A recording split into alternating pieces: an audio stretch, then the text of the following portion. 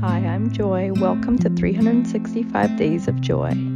Today I'm going to be showing you how to create a painting using one of my Project Joy kits. So this particular kit comes with 4 circular pieces of Yupo paper, and right now I'm putting water on the surface and then putting the Yupo paper on top of that so that it'll stay still. You'll see me push it with my fingertips and it won't move.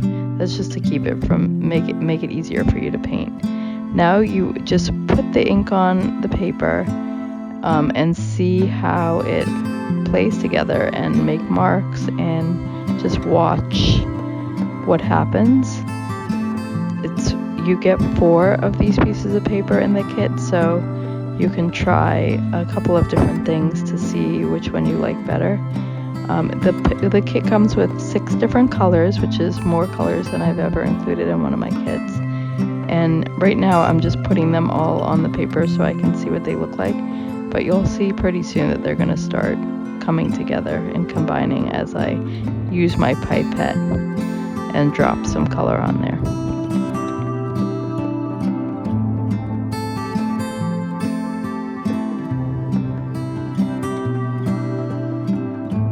It's really relaxing to watch the colors move around and swirl and come together. Sped up the video so it wouldn't be like a half an hour.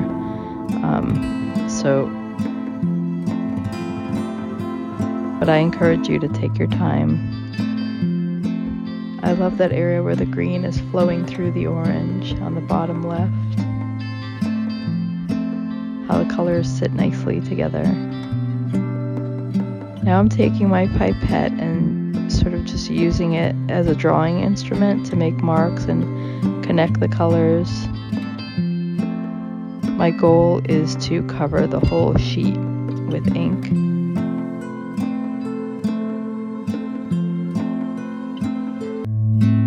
But really it's about the process and being in the moment while you're playing with the ink and the color. I call this process my colorful meditation process, because even though you're seeing it in a faster pace right now, I actually took my time and went pretty slow, and at several times I paused and stopped so that I can watch the colors move around and slowly interact with each other.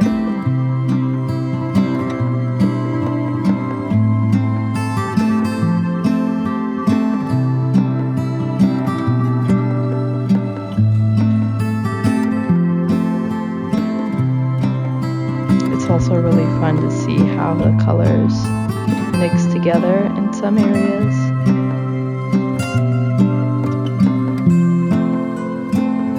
Now, before I did this painting, I went and collected materials to put on the painting, which you'll see right now.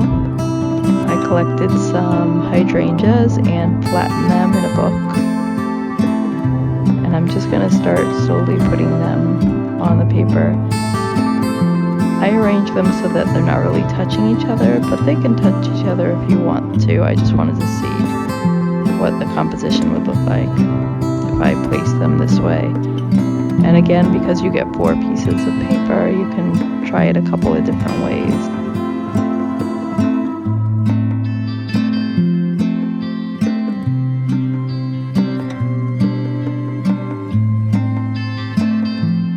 You can use your fingers to move around the materials, or you can use your pipette. You'll see later that I sort of nudge them around a little bit with my pipette when everything's covering the paper.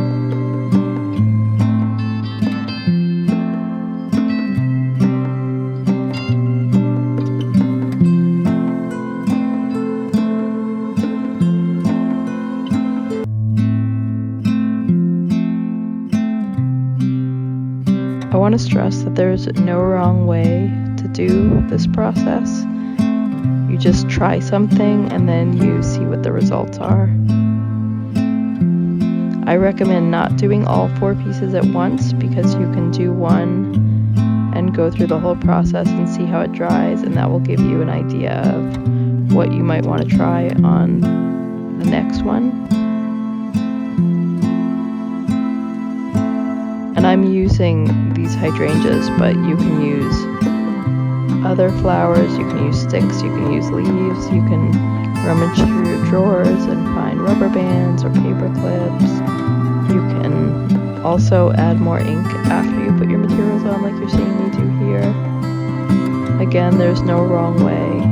You could even put the materials on first and then put the ink on and see what happens with that painting. All you need to do is just make sure your piece of paper is covered and you put materials on top of it. Now, about 24 hours later, the piece should dry, but if there's a part that's not dry, you can just put your material right back on top of it. It won't ruin it, like you're seeing me do right there. And then you can go to another piece to see if they're dry, because it's really hard to wait, because this is a really fun part. And you don't have to take off all your materials. You might notice at the end of this video that I actually keep on quite a few of the hydrangea flowers.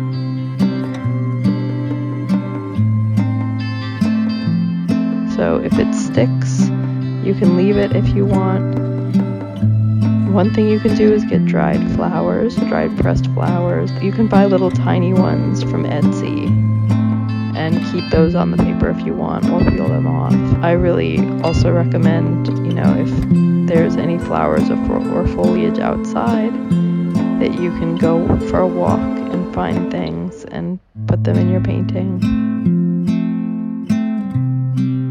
I also am very inspired by materials that I find in the grocery store. So I've actually used onion skin, I've used the netting that tomatoes or avocados and other materials come in, because they leave a really cool texture.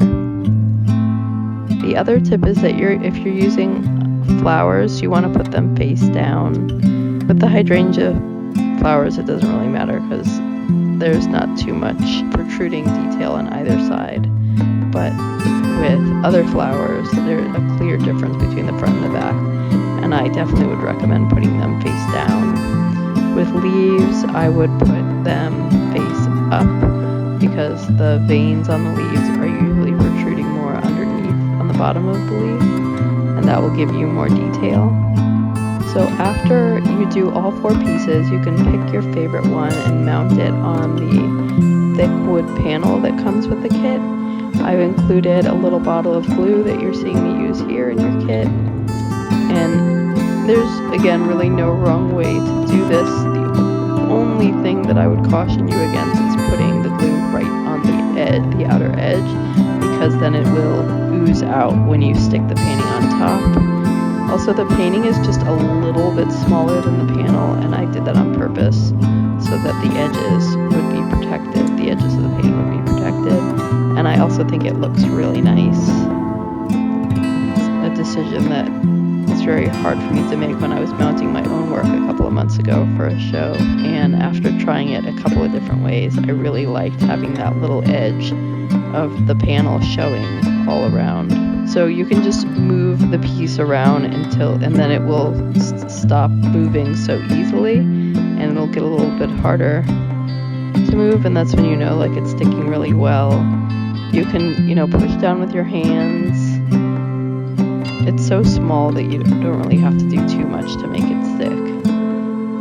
Also, you want to really pay attention to the area of the panel where you hang it up, and make sure that the top of the painting is up at that top part, so that when you hang it up, it's in the right orientation. And the longer you put it on, the harder it is to move. So you can see I was just trying to nudge it just a little bit, and I'm probably wiping some glue on the edges.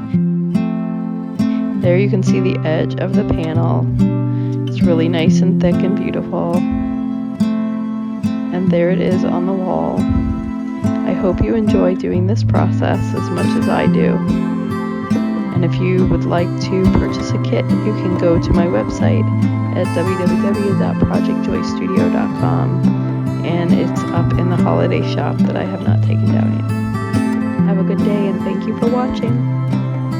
If you'd like to see more videos like this, please subscribe.